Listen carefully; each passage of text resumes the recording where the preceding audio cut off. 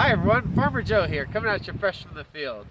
This is a buckwheat cover crop, and I wanted to take a moment to show it to you because I love cover crops. So what are cover crops? Cover crops are a plant that we grow simply to feed and to nurture the soil, because the soil is actually alive, you know? Well, no, the soil is not alive, but one of the components of the soil, which is the microbiology, is alive and thriving and requires organic matter to live and to thrive and to grow. And so this is a buckwheat cover crop. The thing with buckwheat is that it grows super fast. This was planted 5 weeks ago, and already, as you can see, it's almost up to my waist.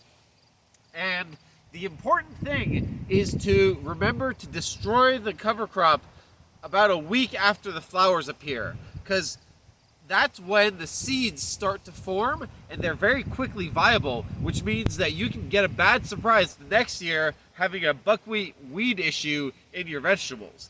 And so, yeah, this is a buckwheat cover crop. This is actually not going into vegetables next year. This is going into vegetables in 3 years from now. So what we're going to do tomorrow is that we're going to broadcast fall rye seed that's going to be just on the surface, and then we're going to mow the cover crop, and that's going to create a mulch on top of the rye seed and allow it to germinate and grow and survive the winter. And next year it's going to grow to be about 6 feet tall, and we'll have our rye maize here, and then we'll mow it off, have 2 years of red clover, and then we'll get it ready for vegetables in 4 years from now. So that's the type of thinking that we do about how do we regenerate the soil, how do we feed and regenerate the soil. One thing I heard recently that I really liked is everyone's excited about regenerative agriculture, but in order to regenerate, you have to degenerate. In order to recompose, you have to decompose. And that is what soil microbiology is all about. The fungi, the flora, and the fauna of the soil, those three elements are responsible for creating conditions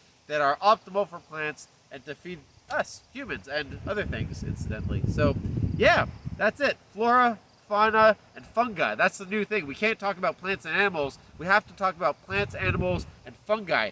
Did you know that fungi are actually more closely related to humans than to plants?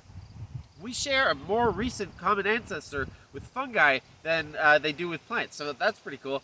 And yeah, I'm ranting now. So hope you enjoy this video. This is buckwheat, super fun. Lots of insects in it. Like the bees love it. The bees are so, like, you know, bees and wasps and little flies. They just just buzzing full of it. So it's fantastic because it's also a good source of nectar for the pollinator insects. And yeah.